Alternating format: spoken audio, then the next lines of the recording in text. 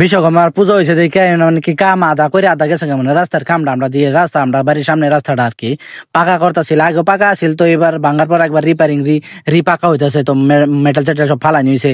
তো যে বছরটা দেখতেছেন বিশ্বকর্মা পূজার লেগে মেশিন টেশিন লয়ে গেছিল, তো ইন্দা গেছিল যে আধা ইঞ্চি মাল মারছে কিন্তু 2.5 mm মানে 2.5 mm বলে 2.5 ইঞ্চি মাল মারতে লাগে। তো 2.5 ইঞ্চি মালের মধ্যে আধা ইঞ্চি মাল মারা হয়ে গেছে, এটা কমপ্লেন করার লাগে আমরা গাঁয়ের ছবি মানে পুরা চিত্তে গেছে। তো এই যে পেটলাটা দেখতেছেন মোটা করে মানুষটা, এটা যে আমার সামনে এ হলো ঠিকাদার, মেন ঠিকাদার। তারপরে আমরা সবাই গাঁয়ের ছবি আইছি, আয়ারে কমপ্লেন করছি এরকম কথা।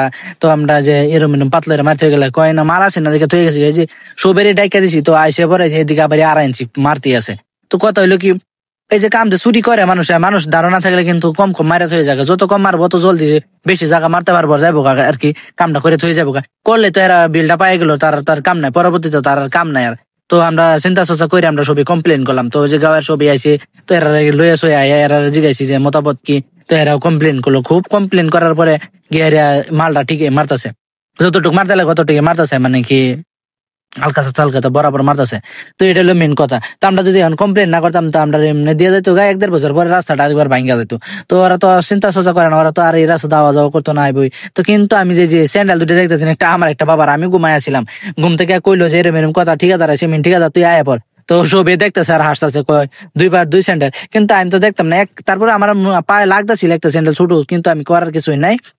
তো আমি এটা একটা পরে আয় করছি। তো এই যে রোলারটা দেখতেছেন, এটা হলো ডিজিটাল রোলার।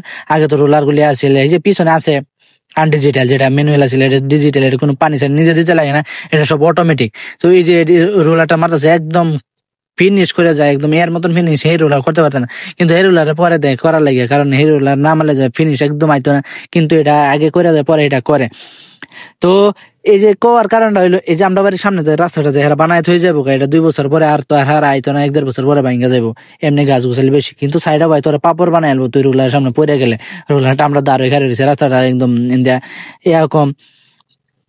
তারপরে নানি আছি কমেন্ট, আমি সাইডে খারিতে পারছি না, তো আমি কইছি সাইডে পাপড় বানাই আলবো একদম। তো এই যে হ্যাঁ পুরা শর্মা দিয়েছে, আমি কইলাম হ্যাঁ আরেকবার কইছি ভাই তোমার এই স্যান্ডেল দুইটা।